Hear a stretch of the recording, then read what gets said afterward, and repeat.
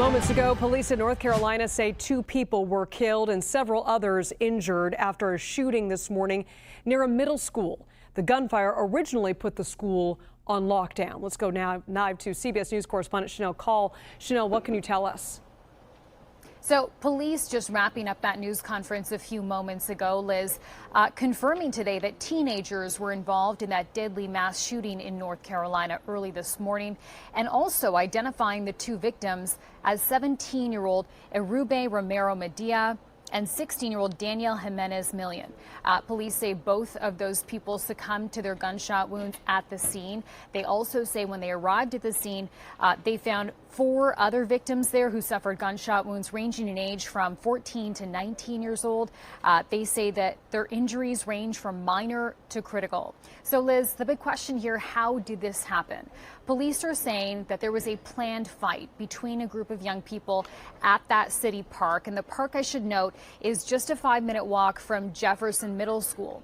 Now, the school itself wasn't the scene of the shooting. This all happened at that park. But because of what happened at the park, the school was locked down for a short time, ultimately reopened later on this morning, early afternoon. As for where this happened, it's the west side of Winston-Salem, North Carolina, about an hour north of Charlotte, North Carolina. And police say that fight basically turned into gunfire escalating into a mass shooting. Here's more from police. Continue to have the conversation with our kids. We got to tell them to stay away from fights. I feel like I just had the same conversation about our cell phones and fights and how just having those phones out, how that changes the behavior of our youth. And I'm saying it again. Stay away from the fights. It's not the same as it used to be. I know I sound like the grumpy old man when I say that, but these fights now lead to weapons and shootings and videos, and we don't come back from that. And so, Liz, I think this is one of the most striking pieces of information to come out of this news conference, right? Mass shootings are always terrible. They are always tragic. But when they involve young people, it definitely elicits a different kind of reaction. So here's more from a local resident we heard from.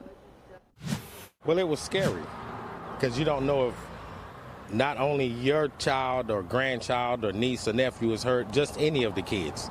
But it's just like panic sets in because there are these shootings near schools or dealing with our kids is happening more often. And it's like, it's not slowing down. It's like becoming almost normalized when you hear, oh, it's another school shooting.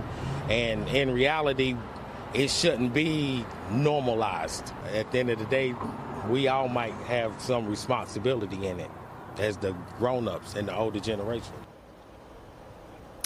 And Liz, the North Carolina State Bureau of Investigation says that the scene is now secure. They call this an isolated incident. And the Winston-Salem Police Department, they will now lead the investigation going forward. Back to you. Shanelle Kaul, thank you so much.